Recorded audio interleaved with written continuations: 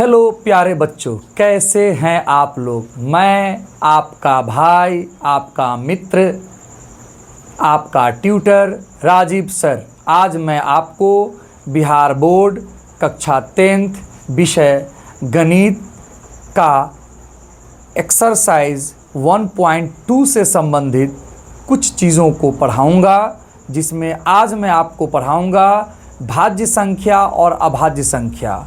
भाज्य संख्या किसे कहते हैं और अभाज्य संख्या किसे कहते हैं, उस पर आज हम लोग चर्चा करेंगे।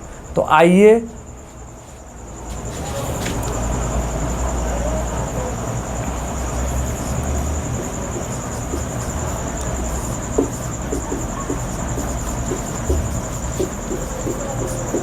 भाज्य संख्याएं।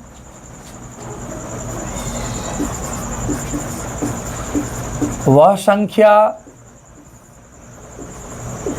जो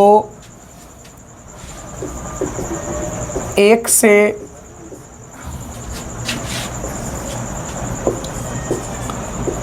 तथा खुद से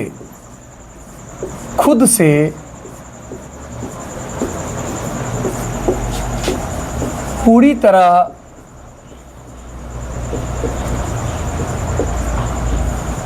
विभाजित हो जाए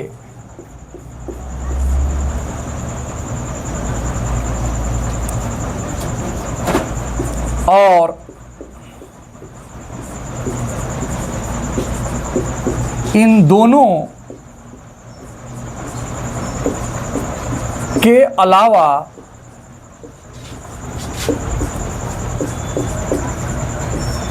किसी और संख्या से पूरी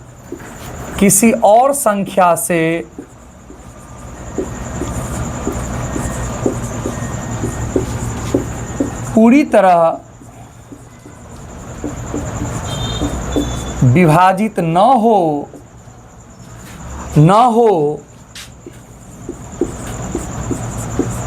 उसे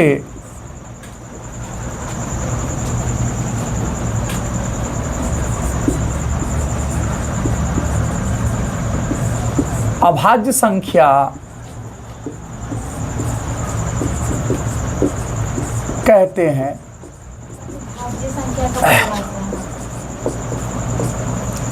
अभाज्य संख्या किसे कहते हैं? वह संख्या जो एक से तथा खुद से पूरी तरह विभाजित हो जाए और इन दोनों के अलावा किसी और संख्या से पूरी तरह विभाजित न हो, उसे हम लोग अभाज्य संख्या कहते हैं। जस्ट अपोजिट भाज्य संख्या के लिए नियम है।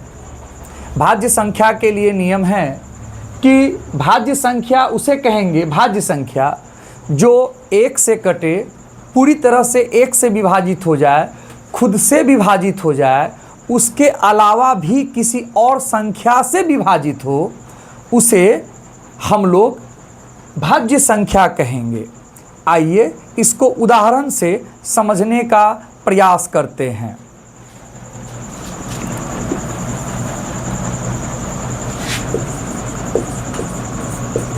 जैसे भाज्य संख्या और अभाज्य संख्या में एक नहीं आता है, एक से आगे, एक को छोड़ करके। तो एक को छोड़ दिया जाए तो मेरे पास दो है। दो किन किन संख्याओं से पूरी तरह विभाजित हो सकता है?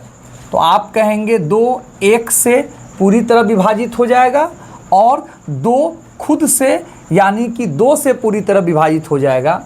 इसके बाद किसी भी संख्या से यह विभाजित, ये दो विभाजित नहीं होगा, पूरी तरह विभाजित नहीं होगा। इसीलिए दो हमारा अभाज्य संख्या है।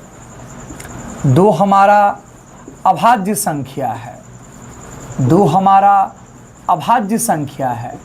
और इस प्रकार देखा जाए तो सबसे छोटी अभाज्य संख्या 2 होती है। सबसे छोटी अभाज्य संख्या कितनी होती है?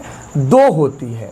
अगर 3 पर चले तो 3 1 से पूरी तरह विभाजित हो जाएगा, 3 3 से पूरी तरह विभाजित हो जाएगा। उसके अलावा यह किसी से भी विभाजित नहीं होगा। अतः 3 भी अभाज्य संख्या माना जाएगा, ये अभाज्य संख्या है। अगर हम 4 को देखें तो 4 1 से पूरी तरह विभाजित हो जाएगा, यह 4 4 से पूरी तरह विभाजित हो जाएगा, उसके अलावा 2 से पूरी तरह विभाजित हो जाएगा। यानी कि कोई भी संख्या या अंक केवल 2 अंकों से कटता हो, 1 और खुद से, तो वह अभाज्य माना जाएगा। अगर कोई संख्या 1 से, खुद से, उसके अलावा किसी और से पूरी तरह विभाजित हो जाए तो यह भाज्य संख्या माना जाएगा। तो 4 हमारा भाज्य संख्या है, और देखा जाए तो सबसे छोटी भाज्य संख्या 4 है।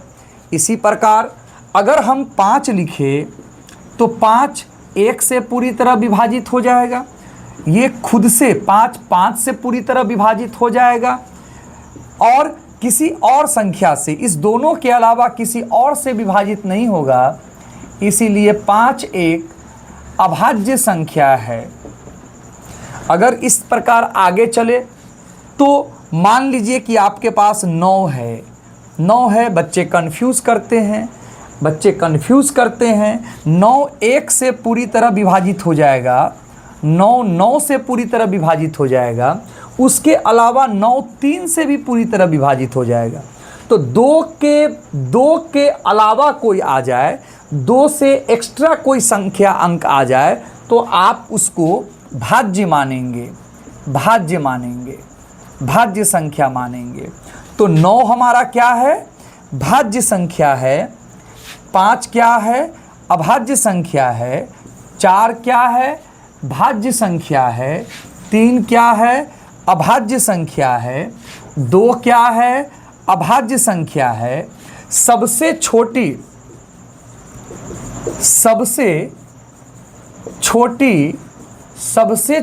अभाज्य संख्या कौन है? सबसे छोटी अभाज्य संख्या आपका 2 है, और सबसे छोटा